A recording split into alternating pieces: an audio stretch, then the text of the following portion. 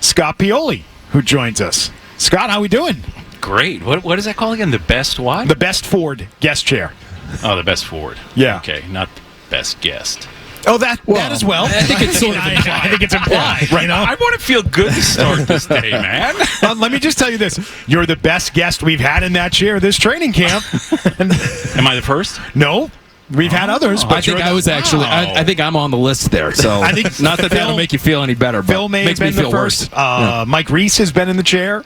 Wait. No one's better than Reese. Seriously, in terms professionally as a human being. Seriously, I want to be as good as Mike Reese. I just want to have the positive outlook on everything that Mike Reese has in life. I don't know how he does it. And it's authentic. Yeah, it's real. Just I can't tell you how much I love me some Mike Reese. Just as a human being, he's the best. Yeah. So it's been Reese, it's been Bob Sosi, it's been Phil Perry.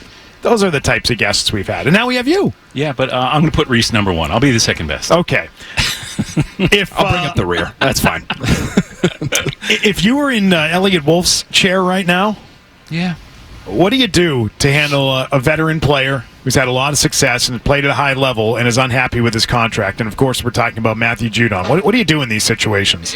I've been in that chair, and it's difficult, it's complicated, and every circumstance is different. But again, people, there's this recency bias. We were just talking about this as we were coming up here, where people forget when we all got here in 2000, there were people on the roster like Bruce Armstrong, like Ben Coates, people who had given to this organization greatly, had been great players, not good players, been great players. And then a bunch of other players that were good players that had brought that team to the Super Bowl. And some of those players are starting to time out, phase out. And when you get in the chair, there's a lot of change, right? This program is going to be different than Bill's program. It is going to be that. Everyone knows that. And that's the way it is. And with that, with Gerard and Elliott, they have to build a team in the vision that they want. So you're going to have circumstances like this where people don't get along. Contract negotiations are complicated. They're different. People say, well, it's just business, it's not personal. Well, that's not true, and I learned that as a negotiator for years. I learned that early in my career. I was doing lower-level contracts at the Cleveland Browns and the Baltimore Ravens and then a couple at the Jets because it is personal, right? To a player, to the person that's getting paid, personal, it's not just business because that's how you feed your family. That's how you try to create generational wealth. Yet on the other side, you're treating it as a business transaction, and the business transaction also for Elliott and Gerard and the Crafts include this idea they've got a responsibility to 52 other players. They've got a responsibility to whatever number of practice squad players are. Back in the day, this is a long time ago, but it was 5. And you've got a responsibility to the entire organization to build a winner, to build it the right way, to make sure the contracts fit, to make sure that you can have a contract that fits, allows you to get other good players. And that's a real responsibility. And again, we were saying off air, you guys have to negotiate contracts too. You are the recipients of salary. And to all of us, I am too. It becomes very personal, and it's tough to keep the emotion out of it. So Elliott's got a really difficult job, but he's a grown-up. He's been around this business forever, and he'll figure it out. My biggest hope, I'm sorry to be so long-winded, but my biggest hope in this is that both sides choose to be thoughtful about not only their public comments, but whatever information gets leaked out. Because inevitably what happens in these situations is people are trying to gain leverage. And I just hope people are thoughtful because normally these things will work out and you're going to have to live together and work together for a while. It's interesting you bring that up because we were just talking before you got on air with us, Scott. As a reporter, you're trying to get as much of that information as you can right now because the fans are interested, and so that's part of our job. And I was just saying to Beetle and Tim, things over the last 24, 48 hours or so, in my opinion, have gotten very quiet. Mm-hmm. If you're viewing that from afar and you understand, okay, both sides are trying to make sure they have things locked down right now, is that a good sign that something might be imminent here because both sides are trying to zip it, keep things in-house? Zip. That's what it feels like. That's what it feels like right now. And here's what I'll say. I think it's a good sign for the relationship. It's a good sign for the player and the team. It's not a good sign for you. And this is, I say that it isn't, but it is. Because I understand. It's interesting for all those years that Bill and I kept things a certain way, and that's part of what the team is trying to do, is to make sure that there isn't this fissure, or that there isn't this issue that separates the team, the players, and you're just trying to do your job. You've got a family to feed too. You've got a responsibility to your employer. And I think that there's ways to talk about those things. Hearing this silence right now, or can you hear silence? I guess you can hear. Wow. If a tree falls in the woods, yeah, that kind of thing. Yeah, I'm not sure. No, with this silence, to me, I think it's a good thing. I think it's a good thing for everybody. And eventually, it may not be good for you right now in this moment and what you're trying to do, but it may make for a good moment, because to me, it's, again, not to speculate, it's probably headed in a better direction than it was, which eventually will mean that there's a good player here that's happy, that's performing at the peak of what he is, and that's good for you all. This team has paid a lot of guys this offseason. They've handed out a lot of contracts. He's the last guy that wants a new deal that hasn't received the new deal, and I wonder if that's a big sort of issue with him right now, too, with the way he kind of acted out the other day. He's the last guy left that didn't get paid, but he's in a different situation than those other guys. He's in a different situation. He's at a different level. And here's the tough balance for the team, and I'm not saying Matthew has been he's been such a good football player here, and there were times, I think, and I'll speak for myself, one of the toughest things to do in a contract negotiation when you work for a club is, one of our rules that we kept here was, be careful not to pay a player for past performance. Pay them for the now and the future. And when you're coming from two different angles as the player and the organization, and when you're trying to look at what the future is going to be, and that's where the gap comes, right? And sometimes players do want to be paid for past performance because maybe they feel they were underpaid and undervalued. But then you've got the players, of course, that you paid and underperformed. So that's never going to come together and be in the right place. And that's why probably for Matthew, it's a tough thing, and it's a tough thing for the organization to stick to that rule. I said the other day that I think Bill would have let this guy go. He would have pushed the money last year and would stick to a year too early is better than a year too late. We advanced the money. It didn't work out.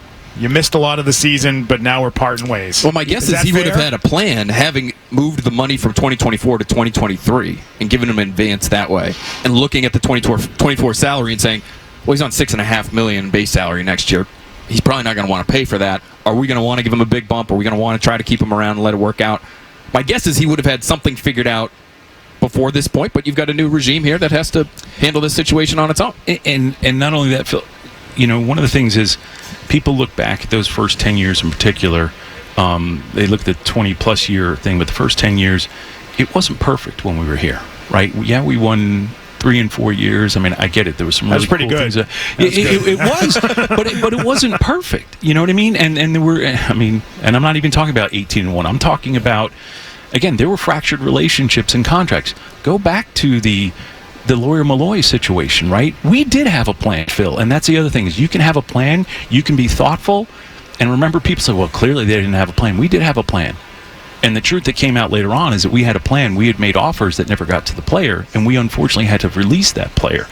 And that's not what we wanted. We wanted to throw up in our mouths when that went down. And, we didn't get it worked out with Willie McGinnis. We didn't get it worked out with Joe Andruzzi. There's a number of players that unfortunately left here because even though we had plans, we couldn't execute because the players wanted more, and there's nothing wrong with that. I think that's one of the other things I realized over time, and where I grew up, and I think both Bill and I grew up, and where we never resented the players for wanting more. We understood it because their window to earn. But at times it just wasn't going to work here. Bill ended up, he traded Vrabel to me. I mean, some of those names are give me guys that, they're as patriot as you get, and sometimes it doesn't work out, and that may happen this time. I hope it doesn't, but things like that happen. We weren't perfect either. Do you have to be cognizant, if you're Elliot Wolf right now, I'm curious, given it's your first year in this situation, this job, do you have to be cognizant of rewarding a guy for, I don't want to call it bad behavior, it sounds like, you're infantilizing the guy, but detracting behavior, which is sort of what we saw on Monday, where he's out here and he's going back and forth with the coach. He leaves, he comes back, he's having a very animated conversation with the two most important guys in the front office.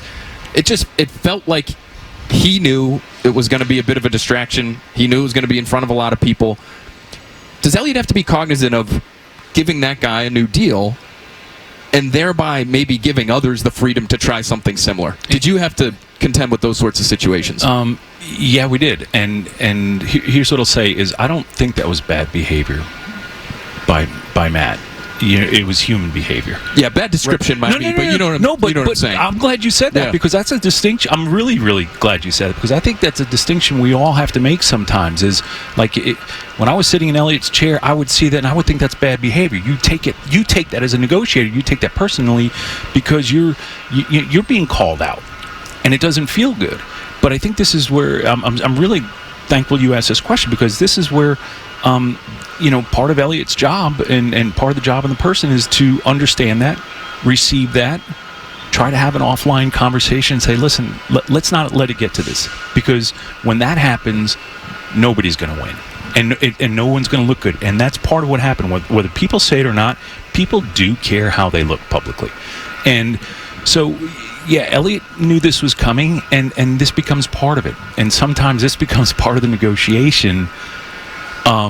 Is the emotional part to get you all talking about it, to get the fans talking about it, and it's part of the leverage thing. And that's why sometimes the best deals that get done don't involve leverage. And when people start trying to win the game of leverage and over-leverage, it was an interesting thing, I think our time here, especially early on, Bill and I learned a lot from Robert Kraft.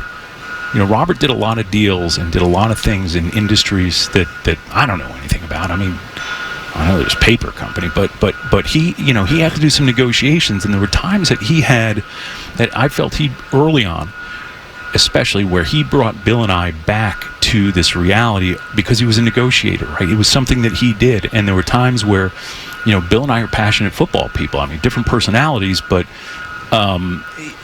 so. I think that hopefully behind bars, because this is a tough spot for Elliott. And, I'm sure Robert has some good, and Jonathan both have good advice to offer him during something like this.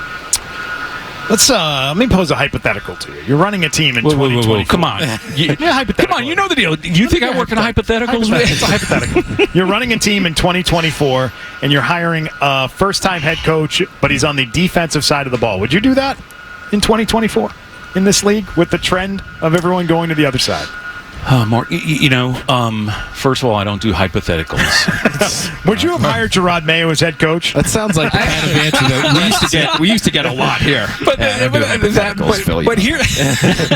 that's part of it because it's. Here's what I'll say.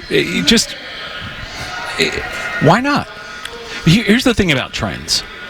I can give you the why not. I could give you the whys, and I can give you the trends are trends. I mean, that doesn't make. How many times have we seen people do things that aren't trends? I know it sounds personal when we bring it up about Gerard Mayo because we know Gerard Mayo, we love Gerard Mayo and all that. That was my last draft here. I know, but it's not really about Gerard as much as it is about they went on the defensive side of the ball here, and he doesn't have the most coaching experience in this league. Yes, he was a player, and that does count too. But this is what it goes back to. It's certainly different, and I don't. It goes back to our philosophy of scouting here at the Patriots and the place I was, right? When we had scouts and evaluators and people that brought people to the table with a long and they wanted to focus on all the things that they couldn't do, we would want to wring their neck. Find the positive in people. Right? When Bill got hired here, and again, I was with Bill in Cleveland, I was with him in the Jets when, I was with him at the Jets both times he was a head coach and never coached a game. That's one of my favorite trivia ones. Who coached the New York Jets twice but never won or lost a game was head coach. But, and there was a lot of questions about that. He's just a coordinator, that's all he can do. Again, people are looking at this in revisionist history, right? Bill in some circles was not a popular pick here. Sean McVay was not a popular pick. He's so inexperienced. What does he know? And again, I understand he's an offensive guy. But we can find reasons to critique and say why someone isn't ready. And we've been surprised. I mean, Look down in Houston. Their head coach didn't have a whole heck of a lot of experience. Defensive guy. So I understand the question. I'm not dismissing it. I understand it. I get it.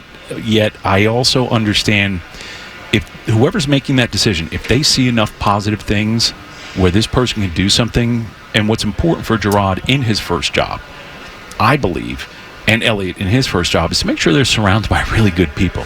That's the other thing, going back to the beginning of things in 2000. When Bill became the head coach here, that coaching staff was unbelievable. Stacked. We talk about people, and Parcells. Go back to Parcells. This is one of the things I remember watching from afar was every time Parcells went somewhere, we used to call it his tribe. He brought his tribe with him. He brought those people, and people are like, wow, how did he get this thing turned around so quick? Because they went in and consumed the culture, right? And I was with Bill in Cleveland, and Ernie Adams was with Bill in Cleveland. We were there, yet there wasn't this full, there weren't a lot of us that were Bill people. We came here, we had Charlie, right? We had Romeo. We had Pepper. People forget how important Pepper was in terms of the relationships with players and the understanding of the players. There was Mangini. There was a lot of people when we first got here. One of the most important people, two of the most important people, I'll say, Ernie Adams and Bear, in terms of developing people and developing players, and also helping develop Tom Brady, and someone like Bear Najarian. We came in and we consumed the culture, and there were so many people around Bill, and Bill, that whole just do your job thing, Bill let us all do our job. Bill put me up in personnel, said, hey, go do your job. Ernie and I put together the scouting manual. We wrote the scouting manual. We decided what the Patriots were. Bill told us what he wanted the Patriots to look like. We did it. So to me, what Gerard needs and Elliott needs is to make sure that they're surrounded by people and give them a little time. Because Phil, we were 5-11 our first season. I remember. And we were starting to suck that next year, too. Right, we were 1-2, 1-3. 1-3. Yeah, yeah. Things changed pretty quickly. Yeah, I was living over in Renton with good. Then someone put a for sale sign on my. I mean, they were ready for us to go, man. Wow. But I got to mention, and that's a good. That is a good little anecdote. Really like Someone that. just stuck a random for sale sign on your They front might lawn? have. Oh boy. The Dante Scarnecchia, Brad Seeley. I mean, Brad Seeley was an unbelievable special teams coach. So I say that no good program becomes good by just 1, 2, or 3, or 4 people. And as long as Gerard and Elliott surround themselves with good people that do a good job, I think, give them patience. Be patient, give them some time. I got one more football question for you because we are going to talk soccer.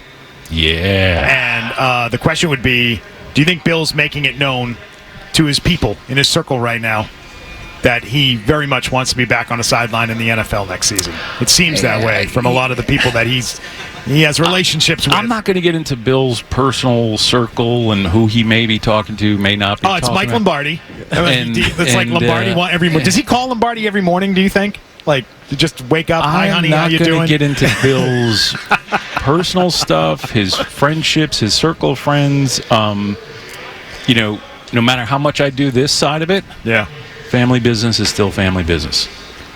You think he's going That's to coach family again? business. Do you think the league wants him back on the sideline? I don't know. There's 31 owners out there. Right? I say 31 because the Packers. There's 32 teams out there that have different philosophies, different desires, and different triggers as to what they want to do and why they want to do it. So again, you're trying to get me to speculate again. That was a good effort by him. That's what he does. Scott, you got to give me credit. It doesn't make you a bad guy. But we do want to talk about what you are now working on with Boston Unity. NWSL. NWSL, yeah. And the team coming to Boston and White Stadium. And what motivated you to become a part of this? Well, I've always been a big supporter of women's sports, primarily because of my family situation, growing up with 2 sisters who were not only older than me, but they were better than me in every way. They were better academically, better socially, better athletically, and that was mid-'70s, late '70s, and it was a different time and place, and there weren't opportunities, and I played football, so I could dream differently than my sisters could, right? Because there was an opportunity for me to go to college, maybe get a football scholarship. That all worked out.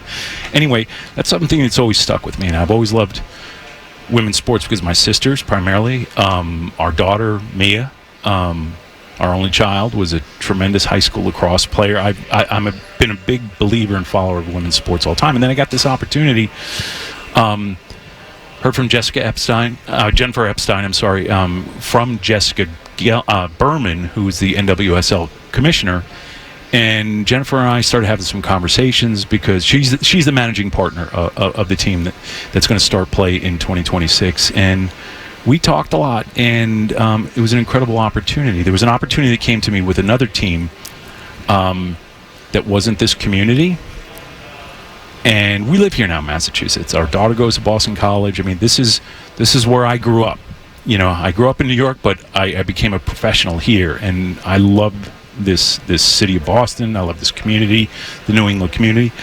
So it was a confluence of a lot of things at the right time, and really, really excited about it. Can't wait. I mean, in White Stadium, right in Jamaica playing, it's going to be really cool. I was just going to say, it sounds like in terms of making an impact on the community, what this partnership is going to do for White Stadium, it sounds like it's going to be great for Boston Public School kids, for the surrounding area. Can you tell us some of what's going to go on with the stadium there? Absolutely. I can't tell you too much about it because I haven't gotten that granular yet, and I don't know if I ever need to be.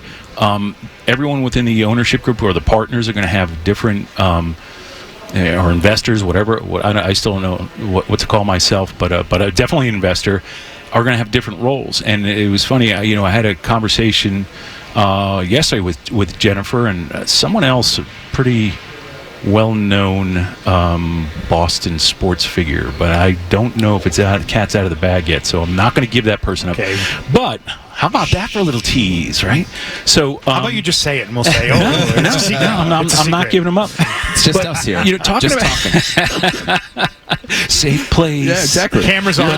There's a camera. By the way, how about the logo, man? Oh, it's a great logo. Because the team name hasn't come out yet. It's a really cool logo. Right. So the website is nwslboston.com right now. There you go. Good shout out, huh? Go to the website. So it's I'm excited about White Stadium because now there's things being figured out still that have to be taken care of. But here's the thing. In all the conversations leading up to the investment that my wife and I made in this club, it was this conversation and listening to Jennifer and the other, the four managing partners and their idea.